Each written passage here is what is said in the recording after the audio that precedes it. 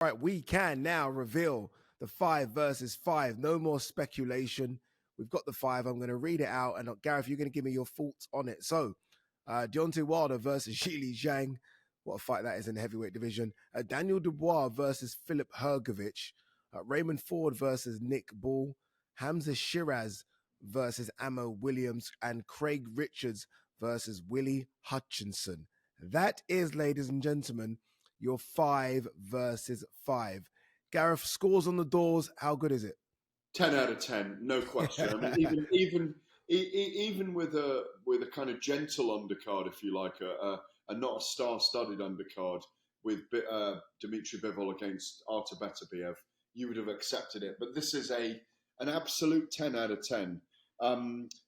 Even the smallest fight there in terms of is it world level? Willie Hutchinson against Craig Richards, obviously Warren and Hearn in that order is that would headline at the I don't know, maybe your call. Yeah, or the Indigo, maybe. Or the Indigo, yeah, something like that.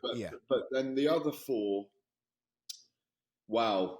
Great idea to match Zhili Zhang and Deontay Wilder, who are kind of a little bit down on their luck together at the moment. Yeah. Even though I had Zhili Zhang drawing with Joseph Parker at Knockout Chaos back on March the 8th. Wow, this year's moving quickly. I favour Zhang strongly in that fight, but who the hell knows? Yeah. Who the hell knows? I guess we're going to see Wilder's attitude at the press conference. If he is all singing, smiling Wilder, then I favour Zhang. But if he's back to that menacing, sort of really sort of angry Deontay Wilder, then I know he's back. Then I know the big man's back. The Bronze Bomber, yeah. The Bronze Bomber, exactly. Malik Scott, his trainer, has intimated that they thought he was just too happy going into that last fight after the ayahuasca retreat. I remember I made big bones about that in my interview with him and also my written piece, and I found it extraordinary. He was enlightened, but so enlightened that his brain dropped out.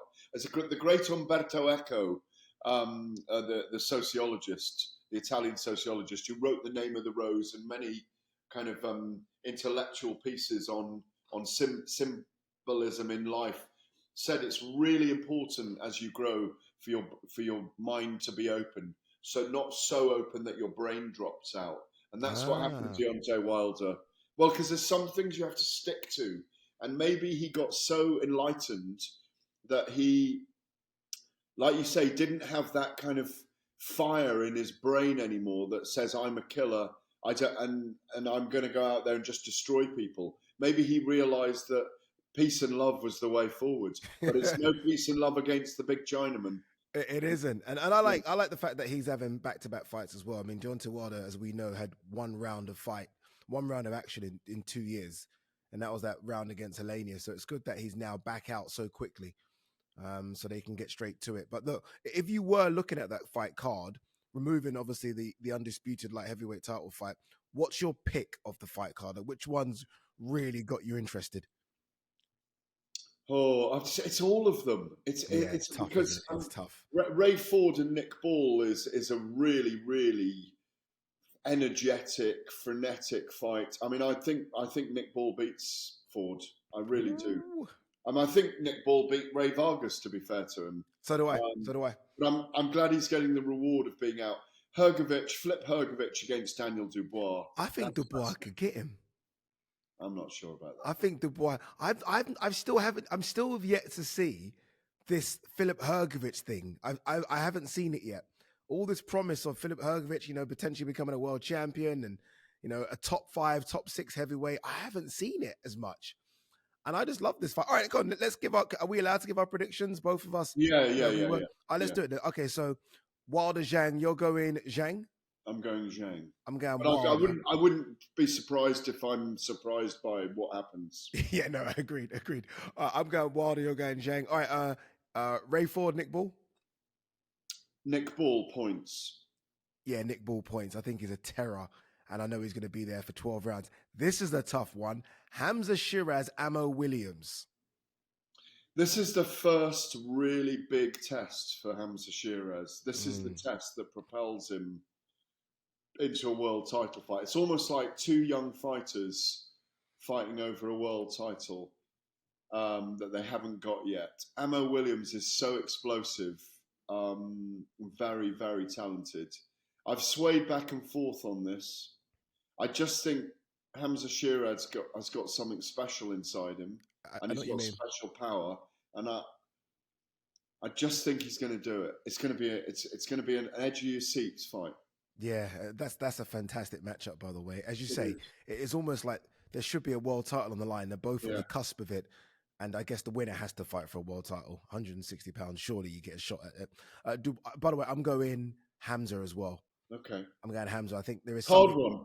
It's a tough one, but you're right. There just looks like there is this something special around Hamza. I don't know what it is. Yeah. Maybe it's because he took himself off to America. He's just different. All right, Dubois Hrgovic. I'm going Hrgovic. And I'm going Hrgovic by... Listen, Daniel Dubois could crack anyone and knock them out in the heavyweight division. Anyone, literally anyone. I think he's capable of beating everyone from Fury down. On his day because that power he's got and his physicality. I just think Hrgovic has got some special qualities again, and I think Hrgovic does it. Okay. I'm going Daniel Dubois. Okay, I get it. Yeah, I'm going Daniel Dubois. Hanging on for dear life at the end. But Daniel Dubois, which then I guess by default makes Daniel Dubois a top 6 heavyweight. What a story and turnaround that is. To the guy that everyone said quit against Joe Joyce. That's an incredible story, incredible turnaround. Craig Richards, Willie Hutchinson, for me, is an easy pick. I'm going Craig. I think this is a big step up for Willie Hutchinson. I think he's a WBC international light heavyweight champion, but I think this is quite a big step up for him. Although Craig has been, as you know, inactive because of injuries in the last couple of years, so that could be the equalizer. But I think Craig gets that one done.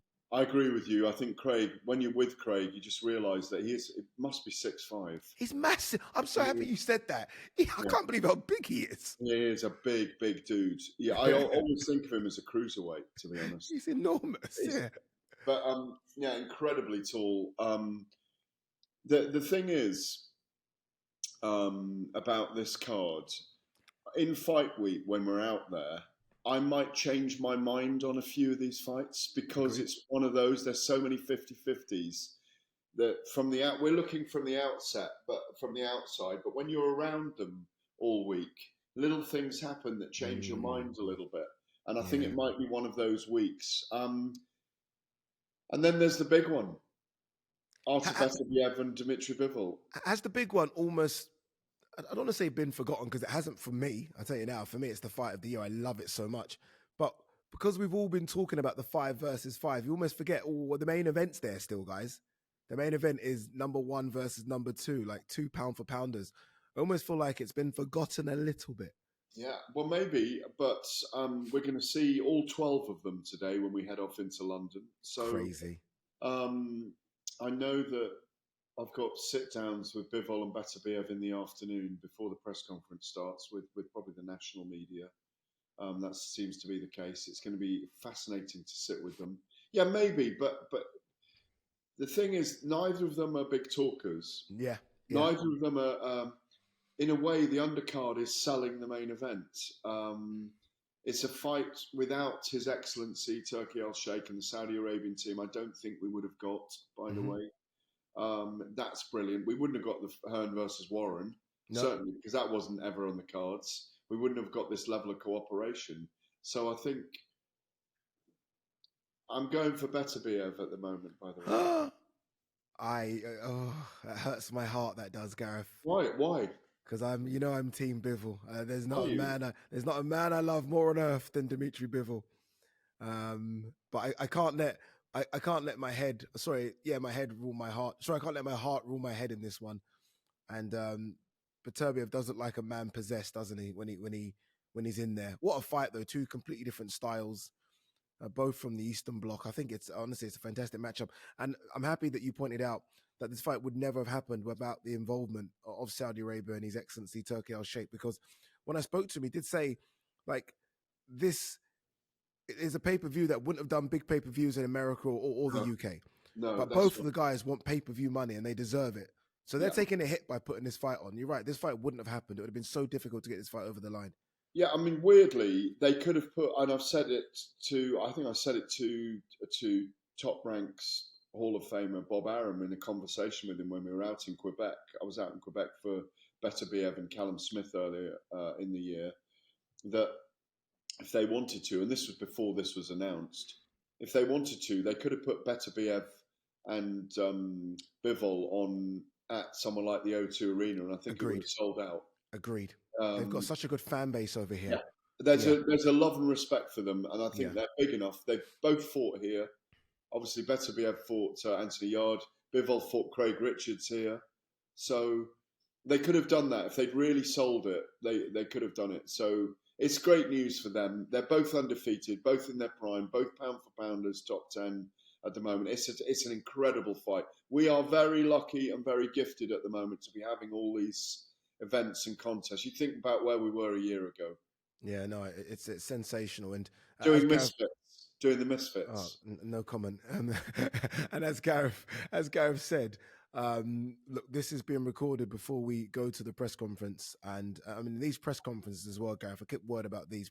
They're ridiculous.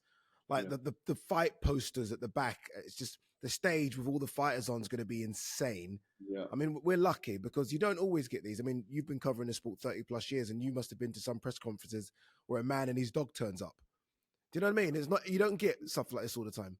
No, it's just enormous at the moment, and it's done in a big way, and it's done in a way that says this is boxing, this is how boxing should be, this is how it can be, this is how big it is, and these are our biggest stars, and so it's a huge opportunity for the fighters that we love and respect to be on the top table at the moment. We're on the table next door watching, aren't we? You know, we're not. We're just messengers, putting out their stories, their narratives, their lives that they go through. We're just trying to enhance and augment what they do. But it's going to be a really big day today and tomorrow because I believe they're all around for a couple of days. They are. You're correct in that as well. Yeah. So like you, I'll be sitting down with Bivol and Beterbiev today and then doing some interviews with the rest of the fighters, Eddie, Frank, etc. So looking forward to a couple of really good days with some of the best fighters. And we haven't mentioned it's Frank versus Eddie as well. And I spoke to Frank on Saturday night and he said, there's no pipe and slippers for me yet. I'm going into full war mode against Eddie Hearn. So there's the side show's going to be fun as well, isn't it? I mean, like I said to him, what do they do when the fights are going on? You two can't be sitting next to each other in the front row with His Excellency one side in the middle and you one side and one the other. He said, no, we are doing that. I said, you're going to need security. You're going to need... on that, you know, when you look at this, who do you think is like... You know, Eddie, obviously, look, Eddie supports all these fighters and he does it in a certain way, and Frank supports all these fighters. But who do you think is the one where Frank is really behind? I look at this, for example, and I think Frank... Dubois. I was going to say Nick Ball. Okay, Dubois. Because he's been with Dubois for so long, yeah? We haven't, Dubois, because you follow the money and follow the belts at the moment. It looks likely that Anthony Joshua will fight the winner of Dubois and Hrgović. Yeah. And so, of course, Frank wants Dubois to win because then he gets Dubois against Joshua, potentially at Wembley.